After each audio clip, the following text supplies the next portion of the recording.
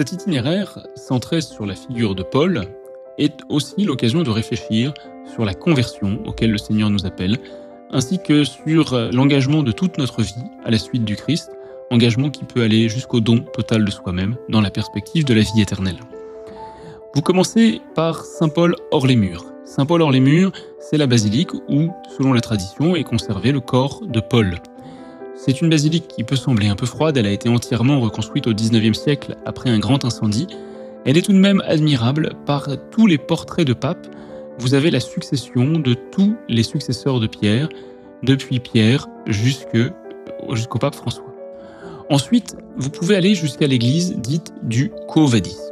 Cette église du Quo Vadis nous parle de la conversion de Saint-Pierre. Cela évoque l'époque de la persécution de Néron, en 63 après Jésus-Christ. Comme vous le savez, un grand incendie à cette époque-là dévaste Rome, et alors que la foule murmure que c'est Néron qui aurait provoqué l'incendie pour pouvoir bâtir ses propres palais, Néron décide de dévier le tir et accuse les chrétiens d'avoir volontairement mis le feu à Rome. Une grande persécution débute, les chrétiens s'enfuient massivement, et c'est ainsi que Saint-Pierre aurait quitté Rome par la Via Appia, qui était cette grande voie qui partait de Rome pour aller jusqu'à Naples. Et sur le chemin de la Via Appia, à peine a-t-il quitté les murailles de Rome qu'un jeune homme lui apparaît.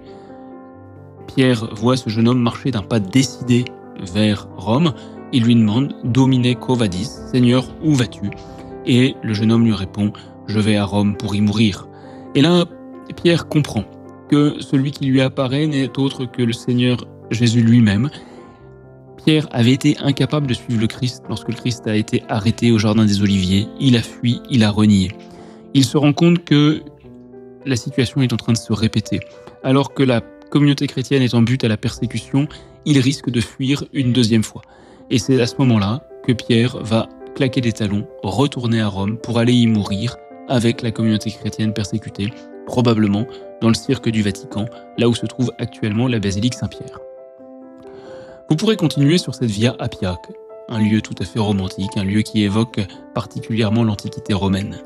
Vous allez longer les catacombes en particulier de Saint-Calix, catacombes aussi de Saint-Sébastien. Ce sont ces vastes cimetières souterrains où les chrétiens avaient pris l'habitude d'enterrer leurs morts. À la différence des païens qui brûlaient les cadavres, les chrétiens décident de les enterrer. C'est une manière pour eux de manifester très concrètement, très matériellement, l'espérance de la vie éternelle.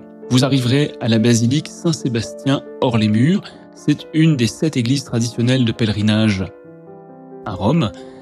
Alors, à la basilique Saint-Sébastien, vous pourrez voir dans les reliques une des flèches qui aurait touché le corps de ce martyr. Vous verrez aussi un très beau buste du Christ par le Bernin. Après les catacombes et la basilique de Saint-Sébastien, un autre style de site, les fosses ardéatines. Ici, on fait mémoire de 335 Italiens qui ont été massacrés par les nazis en 1944. Il y avait eu 32 soldats allemands tués dans un attentat, et ils ont décidé donc de massacrer 10 Italiens pour un Allemand.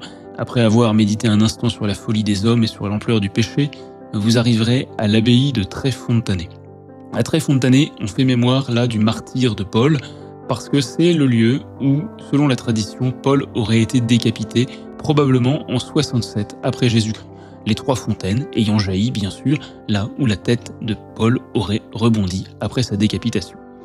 Alors, sur ces considérations joyeuses, nous vous proposons 2 textes à méditer sur cet itinéraire. Le premier texte, de façon assez évidente, c'est la conversion de Saint Paul. Alors la conversion de Saint Paul, on peut la trouver dans différents passages, mais en particulier dans les Actes des Apôtres, au chapitre 9, les versets 1 jusqu'à 19. Alors, vous pouvez regarder comment le Seigneur s'empare du cœur de Paul. Vous pouvez regarder l'importance du baptême dans cette conversion.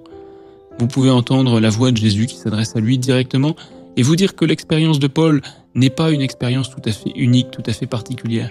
Au fond, tout chrétien, à un moment ou à un autre, se sent appelé personnellement. Parfois de façon très explicite, parfois de façon très douce, mais on vous invite à faire mémoire de ces moments où vous avez senti que le Seigneur, au fond, s'adressait à vous personnellement, avait besoin de vous, avait le désir de vous. Le deuxième texte qu'on vous propose éventuellement, c'est en Jean 21, le célèbre passage où Jésus demande à Pierre « Pierre, m'aimes-tu » Dans ce passage, le Christ ressuscité va demander par 3 fois à Pierre « Est-ce que tu m'aimes ?» Et d'une certaine manière, il vient effacer le triple reniement. 3 fois Pierre avait dit « Je ne connais pas cet homme » en parlant de Jésus au moment de son arrestation. Eh bien, 3 fois Jésus va lui demander « Est-ce que tu m'aimes ?» Et 3 fois Pierre répondra « Oui Seigneur, je t'aime. Oui Seigneur, je t'aime.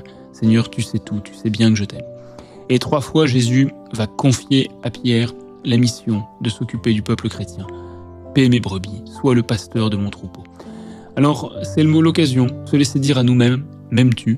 d'essayer de formuler notre réponse, d'entendre aussi l'appel de Jésus à ce qu'il y ait de nouveaux pasteurs, l'appel de Jésus à ce que nous soyons capables de nous soucier les uns des autres et de servir le peuple chrétien aussi.